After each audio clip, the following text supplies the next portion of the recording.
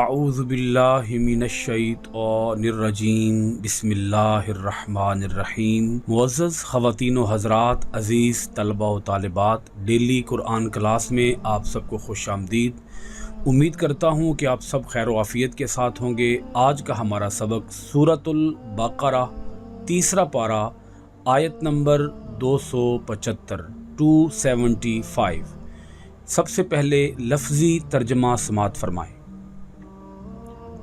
الذین جو لوگ یأکلون کھاتے ہیں الربا سود لا یقومون وہ نہ کھڑے ہوں گے الا مگر کما جیسے یقوم کھڑا ہوتا ہے الذی وہ شخص جو یتخبطہ اسے پاگل کر دیا ہو الشیطان شیطان نے من المسی چھو کر ذالک یہ بانہم اس لیے کہ وہ قالو انہوں نے کہا انما در حقیقت البیع تجارت مثل مانند الربا سود واحل حالانکہ حلال کیا ہے اللہ نے البیع تجارت وحرم اور حرام کیا الربا سود فمن پس جس جاءہ اس کے پاس آئی موعظۃ نصیحت من سے ربہ اس کے رب فانتہا پھر وہ باز آ گیا فلہ تو پس اس کے لیے ہے ما جو سلفا گزر چکا ہے وَأَمْرُهُ اور اس کا معاملہ إِلَى اللَّهِ اللہ کی طرف وَمَنْ اور جو عَادَ دوبارہ ایسا کرے فَأُولَئِكَ تو وہی لوگ أَصْحَابُ النَّارِ دوزخ والے ہیں ہم وہ فیہا اس میں خالدون ہمیشہ رہیں گے۔ آیت مبارکہ کی تفسیر سے قبل ربط آیات کو ذرا سمجھ لیجئے۔ اس آیت سے پیچھے دو رکوعوں کے اندر اللہ رب العالمین نے انفاق فی سبیل اللہ یعنی اللہ کے راستے میں خرچ کرنے کو پوری تفصیل کے ساتھ ایک ایک پہلو کی وضاحت کے ساتھ شرح و بسط کے ساتھ اللہ رب العالمین نے بیان فرما دیا ہے۔ انفاق کے موضوع پر یہ آخری دو آیات ہیں، سورۃ البقرہ کی آیت نمبر 275 اور 276۔ ان دو آیات کے اندر اللہ رب العالمین نے سود کے اندر پائی جانے والی برائیوں کو واضح فرما دیا ہے۔ ہمارے معاشرے کے اندر جس قدر سود کا ناسور پھیل چکا ہے آپ سب لوگ اس سے واقف ہیں۔ اللہ پاک نے انفاق اور سود کے مضمون کو جب جوڑ کر بیان کیا ہے تو اس کے اندر بھی ایک بہت اہم پہلو موجود ہے۔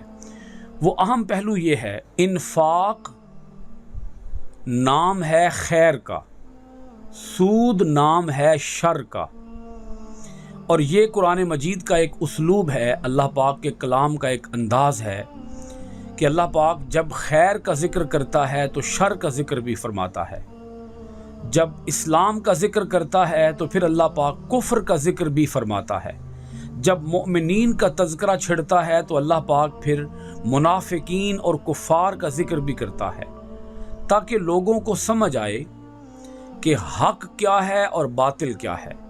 اللہ پاک حق اور باطل کو جوڑ کر بیان فرماتا ہے۔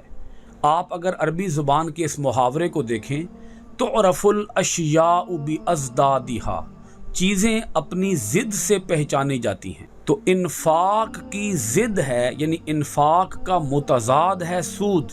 انفاق کے ذریعے بھی مال بڑھتا ہے اور سود کے ذریعے بھی مال بڑھتا ہے، لیکن انفاق کے ذریعے جو مال بڑھتا ہے وہ اللہ پاک بڑھاتا ہے۔ اللہ پاک نے سورۃ البقرہ کی آیت نمبر 276 کے اندر اس حقیقت کو اجاگر فرمایا ہے کہ مال جو سود کے ذریعے کمایا جاتا ہے وہ بالآخر گھٹ جاتا ہے، ختم ہو جاتا ہے، لیکن صدقات کے ذریعے، خیرات کے ذریعے، اللہ کی راہ میں خرچ کرنے کے ذریعے جو مال بڑھایا جاتا ہے اس مال کو اللہ پاک خود بڑھاتا ہے۔ اگلی آیت کے اندر ہم اس کو مزید کھول کر بیان کریں گے، یہاں ہم پہلے सूरतुल बकरा की आयत नंबर 275 के एक एक जुमले को बारी बारी देखते जाते हैं और इसके अंदर ज़रूरी पहलू आपके सामने बयान करते जाएंगे।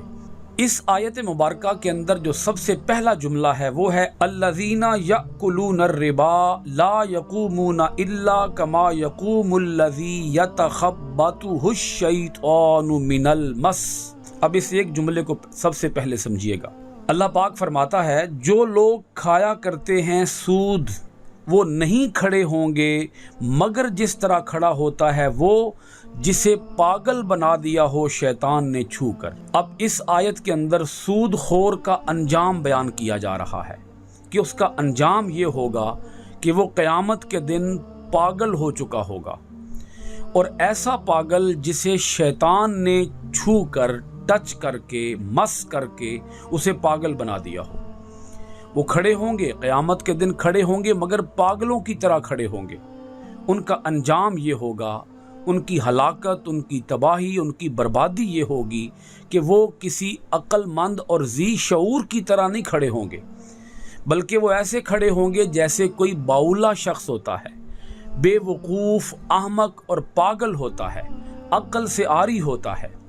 ये सज़ा उनकी क्यों रखी गई, इसको थोड़ा सा आप समझिएगा।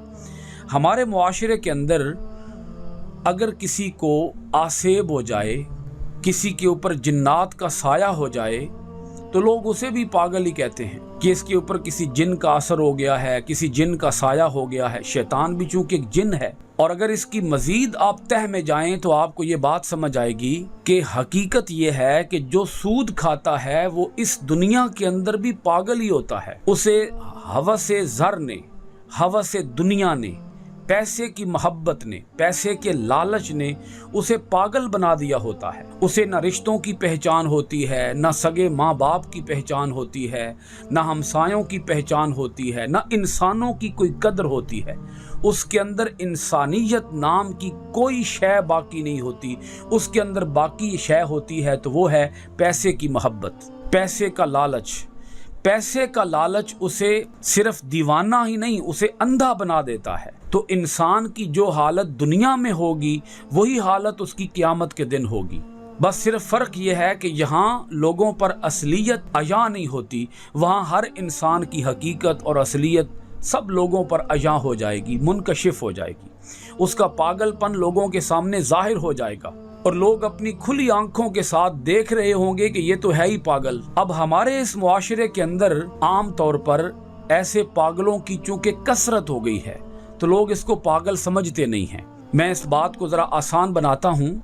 हमारे इस मुआशरे के अंदर, हमारे इस समाज के अंदर उसे पागल कहा जाता है जिसके अंदर इंसानियत का एहतराम हो, रिश्तों का एहतराम हो, ह्यूमन वैल्यूज़ उसके अंदर मौजूद हों, इंसानों की कदर उसके अंदर मौजूद हो, जो अपने आप पर दूसरों को तरजीह देता हो, जो इसार करता हो, कुर्बानी का जज्बा रखता हो, अल्लाह की राह में सदका व खैरात करता हो, ज़कात देता हो और लोगों के हुकूक, इंसानों के हुकूक अदा करता हो। हमारे मुआशरे के अंदर तो उसे पागल कहा जाता है।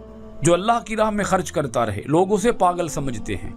हमारे मुआशरे के अंदर जो इंसान मालदार हो, जो इंसान सेठ हो, जो इंसान पैसे का पुजारी हो, जो इंसान पैसे जमा करना, पैसे जोड़ना जानता हो, और जो इंसान पैसे जोड़ जोड़ के कोठियाँ बनाए, बंगले बनाए, प्लाजे बनाए, मार्केटें बनाए और फैक्ट्रियों पर फैक्ट्रियाँ लगाता चला जाए, और वो इंसानों के हुकूक मारे, इंसानों के हुकूक पर डाका डाले और लोगों की जेबों से पैसे निकालने का गुर जानता हो, हमारे मुआशरे के अंदर तो लोग उसको बड़ा अक्लमंद ख्याल करते हैं। कितना समझदार है ये इंसान, कितना जी शऊर है ये इंसान।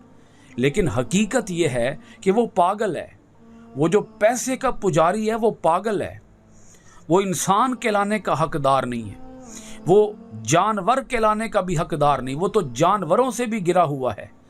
इतनी सूझबूझ तो जानवरों के अंदर भी है कि जानवर भी दूसरे जानवरों का किसी न किसी हद तक फिर भी एहतराम करते हैं, रेस्पेक्ट करते हैं, ख्याल रखते हैं। परिंदे भी दूसरे परिंदों का ख्याल रखते हैं। तो वो इंसान जो सिर्फ पैसे का बंदा बन जाए, दिरहम और दिनार का बंदा बन जाए, यूरो और डॉलर का बंदा बन जाए, आप उसे क्या कहेंगे? अक्लमंद कहेंगे उसको?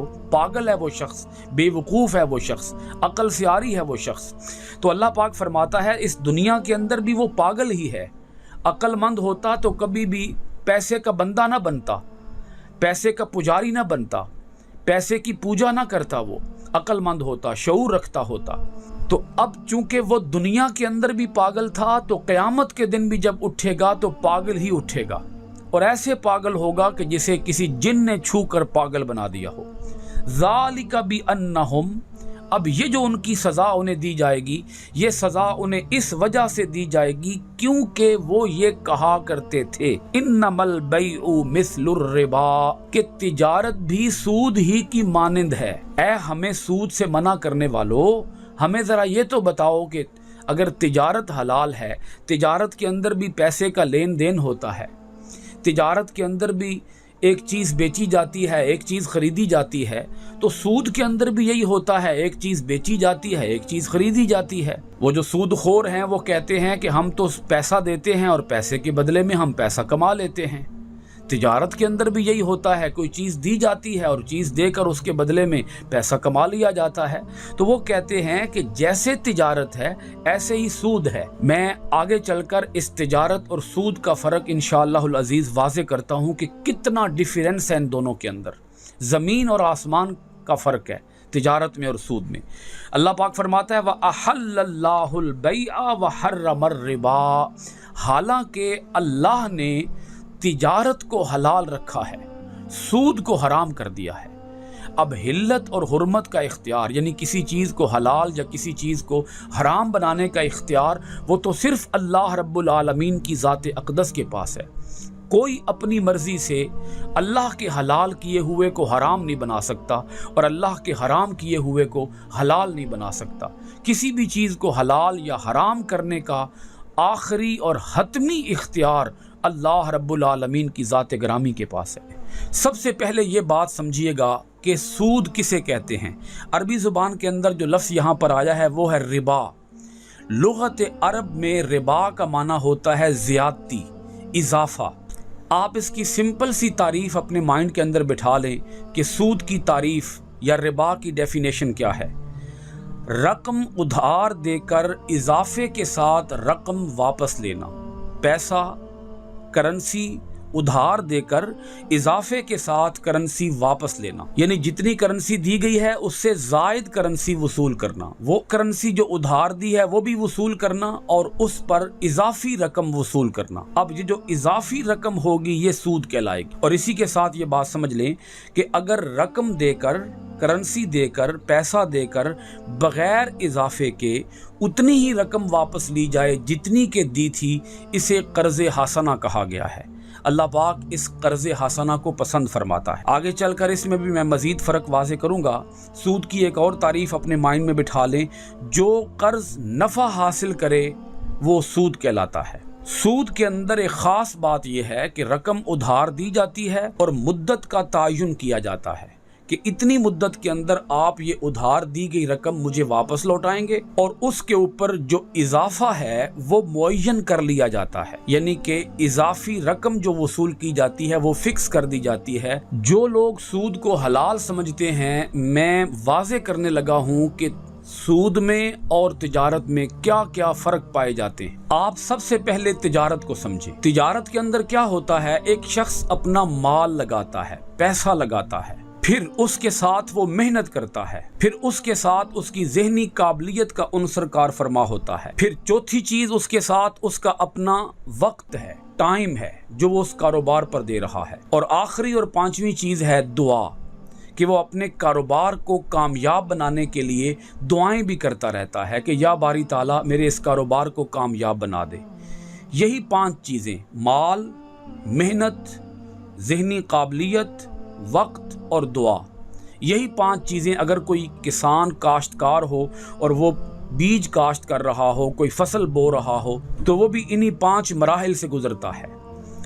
इन 5 मराहिल से गुजर कर नफ़ा और नुकसान के दोनों इम्कानात मौजूद होते हैं। یعنی ہو سکتا ہے کہ اس کاروبار میں یا اس زراعت میں نفع ہو جائے اور یہ بھی ہو سکتا ہے کہ اس میں نقصان ہو جائے۔ غیر یقینی کی کیفیت ہوتی ہے، سارا کچھ کرنے کے باوجود بھی یہ شورٹی نہیں ہوتی کہ اس کاروبار کے اندر یا اس زراعت کے اندر حتمی اور یقینی فائدہ ہوگا۔ اب یہ تو ہے تجارت۔ اب اس کے ساتھ آپ سود کو سن لیں کہ سود کے اندر کیا ہوتا ہے۔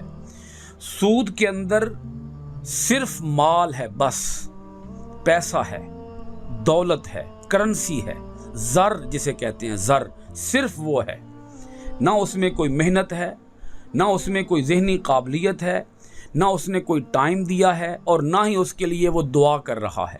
یہ دعا والی بات بڑی خاص اور اہم ہے، اس لیے کہ دعا کرنے سے ایک انسان کی توجہات کا رخ اللہ تعالیٰ کی طرف مڑتا ہے، وہ اللہ تعالیٰ کی بارگاہ کی طرف متوجہ رہتا ہے، وہ اللہ تعالیٰ سے آس لگائے رکھتا ہے، وہ اللہ تعالیٰ پر توکل کرتا ہے۔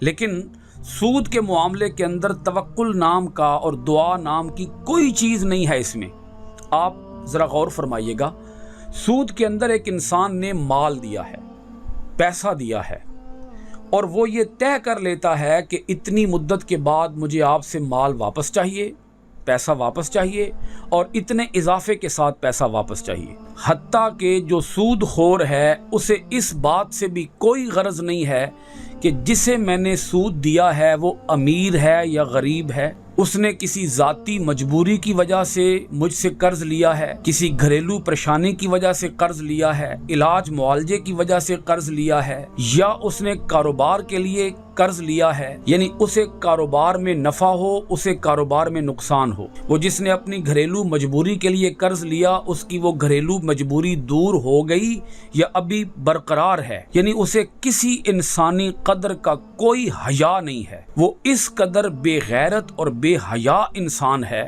اور اس قدر وہ اخلاق سے عاری ہے، اور اس قدر وہ انسانی قدروں سے عاری ہے کہ اسے اپنے سگے رشتہ دار کی بھی کوئی پہچان نہیں ہے۔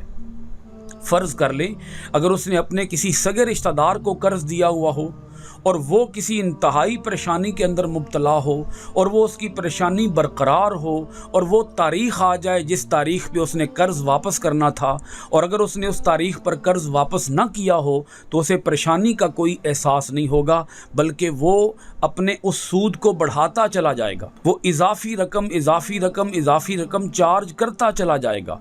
وہ سود دل چاہے 2 گنا ہو جائے، 10 گنا ہو جائے، 100 گنا ہو جائے، لیٹ ہونے کی وجہ سے اسے اس سے کوئی غرض نہیں ہے، اسے اس کی بھی کوئی پرواہ نہیں ہے کہ ہو سکتا ہے کسی نے قرض لیا ہو تجہیز و تکفین کے لیے، میت کو دفنانے کے لیے، کوئی قبر کھودنے کے لیے قرض لیا ہو، اسے کوئی حیا نہیں ہے، اسے کوئی اپنی آخرت کی فکر نہیں ہے، اسے اس کے دل میں ذرے کے برابر بھی رحم نہیں ہے۔ اس کے دل میں ہے تو یہ ہے کہ مجھے اتنا پیسہ اتنے پیسے کے بدلے میں ملنا چاہیے، وہ پیسہ لے کے رہتا ہے۔ اور ایسی مثالیں ہمارے معاشرے کے اندر موجود ہیں۔ سود کا پیسہ چھوڑنا تو درکنار، قرض کو معاف کرنا تو درکنار، وہ 1 روپیہ جو سود کا 1 روپیہ ہے وہ 1 روپیہ بھی معاف نہیں کرتا، 1 پائی پیسہ بھی معاف نہیں کرتا۔ اگر اس کو جس آدمی نے قرض لیا ہے، قرض لینے والے کو اگر گھر کے برتن بھی بیچنے پڑیں، اگر تن کے کپڑے بھی بیچنے پڑیں تو وہ بیچنے پر مجبور ہوتا ہے، لیکن وہ جو قرض دینے والا ہے وہ کسی صورت کے اندر اس سے کوئی رحم کا رویہ نہیں اپناتا۔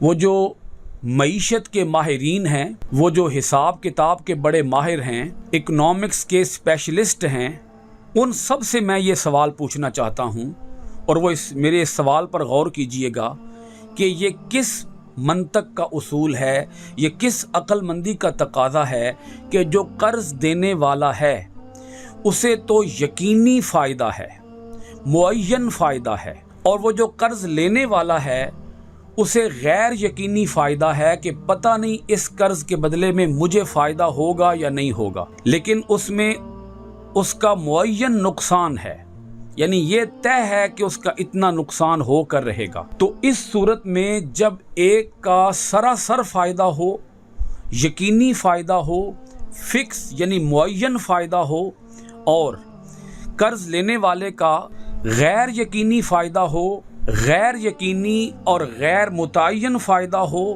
اور یقینی نقصان ہو تو ایک کا فائدہ اور ایک کا نقصان، اسلام اس کو نام دیتا ہے ظلم کا۔ اور جو پیسوں کے پجاری ہیں اور جو پیسوں کے انبار اپنے پاس جمع کرنا چاہتے ہیں وہ اس کو نام دیتے ہیں سود کا، کہ یہ سود ہے، اور پھر سود کو بھی تجارت کے ساتھ ملا دیتے ہیں کہ یہ تو ہم تجارت کر رہے ہیں۔ آپ مجھے بتا دیں کہ یہ کس تجارت کا اصول ہے کہ ایک کا فائدہ ہو اور ایک کا نقصان ہو؟ جب تجارت ہوتی ہے تو اس میں دونوں کا فائدہ ہوتا ہے، یعنی ایک آدمی نے چیز تیار کی ہے اور بازار کے اندر وہ چیز بیچنے کے لیے آیا ہے، ایک آدمی ہے وہ چیز خریدنے کے لیے آیا ہے، اور وہ چیز خرید کر بھی اپنا فائدہ کر رہا ہے اور وہ چیز بیچ کر بھی اپنا فائدہ کر رہا ہے۔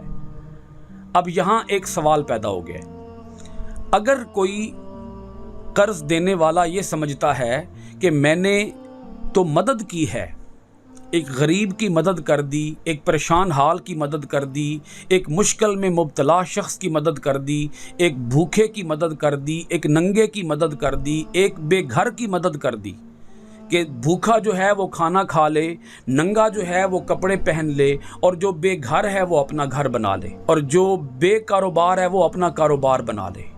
ٹھیک ہے جی، مان لی یہ بات درست ہو گئی، یہ بات کہ اس نے مدد کی ہے، لیکن میں پھر سوال رکھوں گا آپ کی خدمت میں کہ آپ مجھے یہ بتا دیں کہ جب آپ نے مدد ہی کرنی ہے مدد، تو کیا مدد کر کے کوئی معاوضہ وصول کیا جاتا ہے؟ کیا مدد کر کے اس کی قیمت وصول کی جاتی ہے؟ اگر مدد ہے تو جتنے پیسے دیے آپ اتنے پیسے واپس لے لیں۔ لیکن یہ کیسی مدد ہے کہ مدد بھی کی جا رہی ہے اور پھر معاوضہ بھی مانگا جا رہا ہے، اس مدد کی قیمت بھی مانگی جا رہی ہے۔ غریب بھلے پس جائے، غریب پر قیامت بھی ٹوٹ پڑے، تو وہ جو قرض دینے والا ہے وہ سود کا 1 روپیہ معاف کرنے کے لیے تیار نہیں ہوتا۔ اگر مدد کرنے کا آپ کو اتنا ہی شوق ہے تو کیجئے مدد، آگے بڑھیے، غریبوں کو تھامیے، غریبوں کو سہارا دیجئے، بے سہاروں کا سہارا بنیے، لیکن ان سے پھر پیسے وصول نہ کیجئے، پھر تجارت نہ کیجئے، کیونکہ جب مدد کی جاتی ہے تو پھر تجارت نہیں کی جاتی۔ مدد ایک الگ چیز ہے، تجارت ایک الگ چیز ہے۔ اب اس سود اور تجارت کے فرق کا آخری پوائنٹ میں بیان کرنے لگا ہوں، اور وہ یہ ہے کہ اگر سود کو حلال قرار دے دیا جائے، اللہ نے تو اسے حرام قرار دیا ہے۔ بالفرض اگر سود حرام نہ ہوتا، سود حلال ہوتا، تو پھر زراعت ختم ہو جاتی، پھر صنعت ختم ہو جاتی، پھر تعلیم ختم ہو جاتی، پھر کوئی ڈاکٹر نہ بنتا، کوئی انجینئر نہ بنتا، کوئی وکیل نہ بنتا، کوئی عالم نہ بنتا، کوئی ادیب نہ بنتا، کوئی جج نہ بنتا، کوئی دکاندار نہ بنتا۔ دنیا کے اندر سارے لوگ ہی پھر تھوڑا سا پیسہ کماتے اور اس پیسے کے ساتھ پھر اور پیسہ کمانا شروع کر دیتے۔ اگر ایسا ہو جائے ہمارے اس معاشرے کے اندر، جو کہ ہو چکا ہے، آج اگر ہمارا ملک پاکستان غربت کی دلدل میں پھنس چکا ہے، مہنگائی اور بے روزگاری کی دلدل میں پھنس چکا ہے، تو اس کی بنیادی وجہ یہی ہے کہ ہم اپنے پورے ملک کے سسٹم کو سود کے اوپر چلا رہے ہیں۔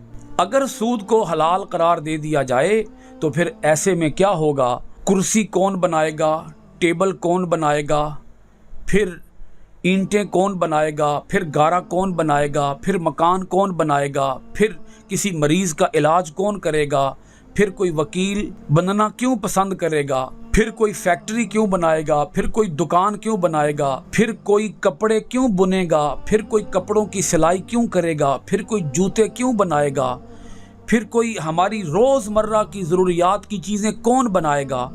پھر اس کا لامحالہ اثر یہ پڑے گا کہ ہمارے معاشرے کے اندر جو روز مرہ کی ضروریات کی چیزیں ہیں وہ ناپید ہو جائیں گی، وہ ختم ہو جائیں گی، اور اجناس ختم ہو جائیں گی، خوراک ختم ہو جائے گی، آٹا چاول ختم ہو جائے گا، اور دالیں ختم ہو جائیں گی، پھل فروٹ سبزیاں ختم ہو جائیں گی، کیونکہ ہر شخص جو ہے وہ پیسے کے بدلے میں پیسہ کما رہا ہوگا، اور یہی ہمارے ملک کے اندر ہو چکا ہے۔ اسی وجہ سے آج پاکستان کا ہر دوسرا شہری غربت کی زندگی گزارنے پر مجبور ہے۔ اگر کسی کے پاس پیسہ ہے، مال ہے، تو اسلام نے اس کے 2 ہی راستے بتائے ہیں۔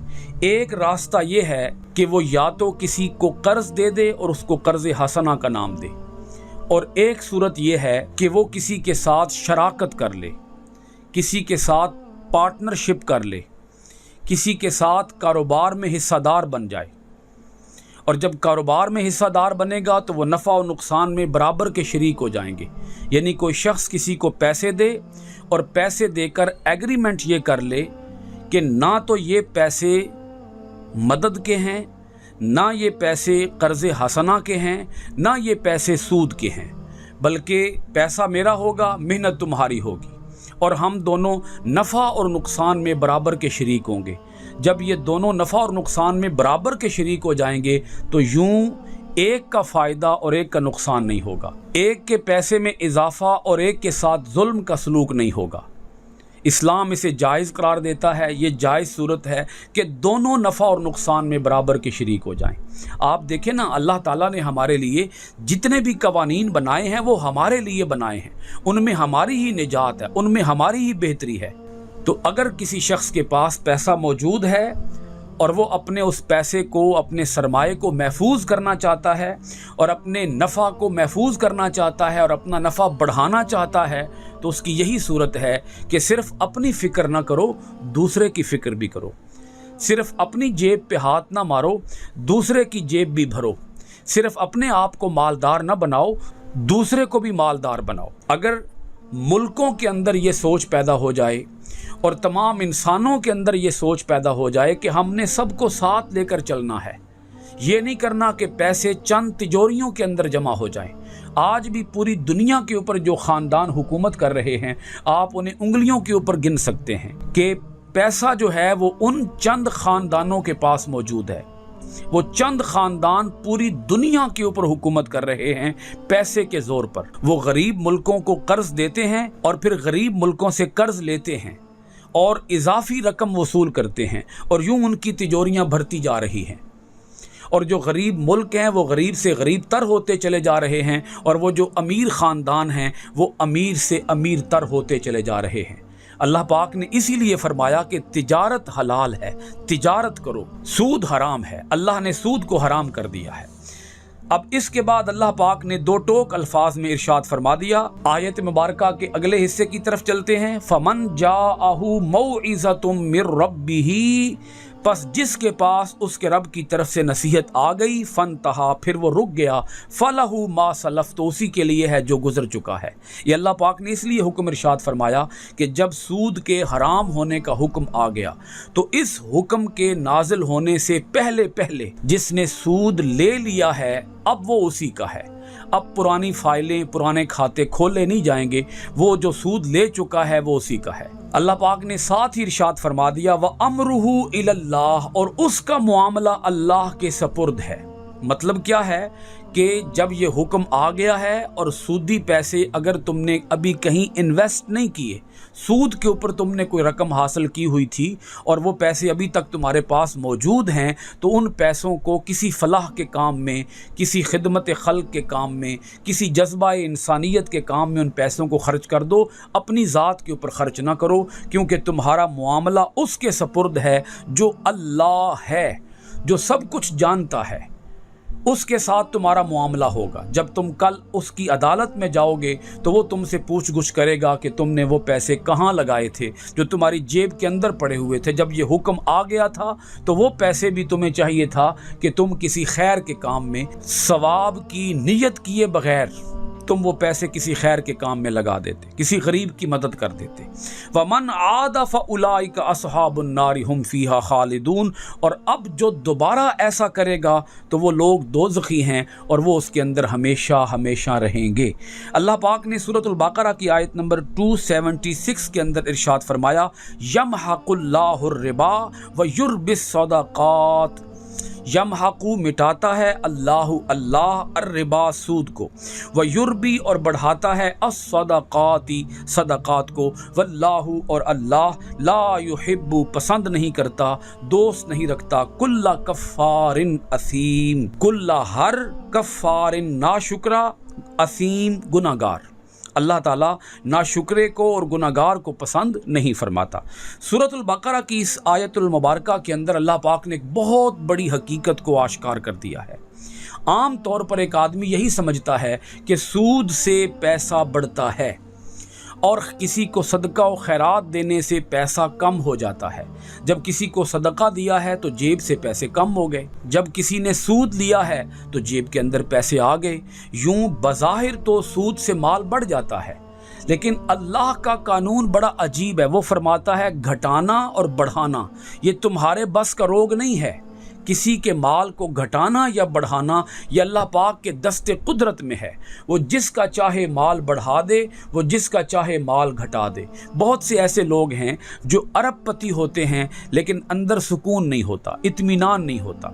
बहुत से ऐसे लोग हैं जो कि अरब खरबपति हैं लेकिन बीमारियों ने उन्हें इस तरह से घेरा हुआ होता है कि वो उनके पैसे यूं ही पानी की तरह बह जाते हैं और उन्हें कुछ खबर भी नहीं होती। अल्लाह पाक फरमाता है कि जो अल्लाह के पैमाने हैं वो अलग हैं, वो जुदा हैं। तुम अल्लाह के पैमानों पर यकीन रखो, तुम अपनी सिर्फ जाहिर की आंख से ना देखो। अल्लामा इकबाल ने कहा था दिले बीना भी कर खुदा से तलब, आंख का नूर दिल का नूर नहीं। ज़रा दिल के नूर से देख कि कौन से पैसे बढ़ते हैं और कौन से पैसे घटते हैं। अगर तुम अल्लाह से जंग मूल लेकर, अल्लाह के रसूल से जंग मूल लेकर अपने पैसों को बढ़ा भी लोगे तो मत समझो कि ये बढ़ जाएंगे, नहीं, ये घट जाएंगे, ख़त्म हो जाएंगे। अल्लाह मिटाता है सूद को। इसका मतलब ये है कि जो सूद के ज़रिए पैसे कमाता है उसके पैसे बिल आखिर ख़त्म होके रह जाएंगे। ना दुनिया के अंदर उसे उन पैसों का कोई फ़ायदा होगा और ना आखिरत के अंदर उसे उन पैसों का कोई फ़ायदा होगा। लेकिन जो पैसे सदक़ात के अंदर लगाता है उसे दुनिया के अंदर भी फ़ायदा होगा और उसे आखिरत के अंदर भी फ़ायदा होगा। आप इसको यूँ समझ लें कि एक आदमी की आँख दुनिया के अंदर बंद ही रहती है, दुनिया के अंदर आँख नहीं खुलती। आप यूँ समझ लें कि दुनिया के अंदर एक आदमी सोया ही रहता है, उसकी आँख तब खुलती है जब उसकी आँख बंद होती है। यानी जब दिन मौत का दिन आता है और उसके ऊपर मौत का शिकंजा कस दिया जाता है तो उस वक्त उसकी आंखें खुलती हैं। जब आंखें खुलती हैं तो वो देखता है अल्लाह के बैंक में तो मेरे लिए एक कौड़ी भी नहीं है, अल्लाह के बैंक में तो मेरे लिए एक सिक्का भी नहीं है। कभी मैंने किसी गरीब की मदद नहीं की, कभी मैंने किसी फ़कीर, किसी नादार, किसी मुस्तहिक आदमी को खाना तक नहीं खिलाया, किसी नंगे को कपड़े तक नहीं पहनाए, किसी भूखे को रोटी का एक नवाला तक नहीं दिया। अल्लाह के हाँ तो मेरे लिए कुछ भी नहीं है। तो वो देखेगा, उस दिन देखेगा कि वो जो सूद का पैसा है वो दुनिया के बैंकों के अंदर पड़ा हुआ है, लेकिन आखिरत के बैंक में, अल्लाह के बैंक में एक पैसा नहीं है। ये मतलब है कि अल्लाह सूद को मिटाता है, ख़त्म करता है। नहीं होंगे उसके पास पैसे। मौत आएगी, कब्र में जाएगा, उस वक़्त पुकारेगा कि हाय काश मैंने कुछ पैसे अल्लाह की राह में दिए होते और आज मेरे पास वो पैसा मौजूद होता। अल्लाह पाक इरशाद फरमाता है अल्लाह सदक़ात को बढ़ाता है। क्या मतलब कि वो माल जो सदक़ात में खर्च किया जाए वो माल बढ़ता है, अल्लाह उसे बढ़ाता है। उसका एक मतलब ये है कि वो पैसा दुनिया के अंदर भी बढ़ेगा, अल्लाह पाक उसको लौटाता है, वापस लौटाता है, अल्लाह लौटाता है वापस। आप इस बात पर अगर यकीन रखते हो कि जब एक इंसान पैसा हासिल करता है तो वो पैसा उसे किसने दिया है, व मिम्मा रज़क़नाहुम युनफ़िक़ून, हमने उन्हें जो रिज़्क़ दिया है वो उसमें से खर्च करते हैं। तो इंसान के पास जितना पैसा होता है मानना होगा ये अल्लाह का दिया हुआ है और अल्लाह का ये वादा है कि अगर तुम मेरा दिया हुआ पैसा मेरी राह में खर्च करोगे तो ये बढ़ेगा और बढ़ेगा। पहले भी तो मैंने ही दिया था, तुम मेरी राह में दो, गरीबों को दो, फ़कीरों को दो, मिस्कीनों को दो, मुस्तहिकीन ज़कात को दो, बीमारों को दो, लाचारों को दो, बेसहारों को दो, बेघरों को दो, बेआसरों को दो। और उनसे कोई डील ना करो, उनसे कोई मुआहिदा ना करो कि हम तुमसे इतनी रकम इजाफी लेंगे। वो बेचारे तो पहले ही पिसे हुए लोग हैं, गरीब लोग हैं, पसमानदा लोग हैं, वो तुम्हें कब दे सकेंगे ये इजाफी रकम? वो तो कर्ज लौटा लें तो बड़ी बात है, उनसे कोई डील ना करो। मुआहिदा करना है मेरे साथ मुआहिदा करो, मैं रब्बुल आलमीन हूँ, मैं अहकमुल हाकिमीन हूँ। पैसा पहले भी मैंने ही तुम्हें दिया था, दोबारा भी तुम्हें मैं ही दूंगा और तुम्हें इजाफे के साथ दूंगा। तुम्हारे माल के अंदर खैर लाऊंगा, बरकत लाऊंगा, तुम्हारे माल को बढ़ा दूंगा, तुम्हारे साथ फजल का मुआमला करूंगा, तुम्हारा माल बढ़ेगा, कम नहीं होगा।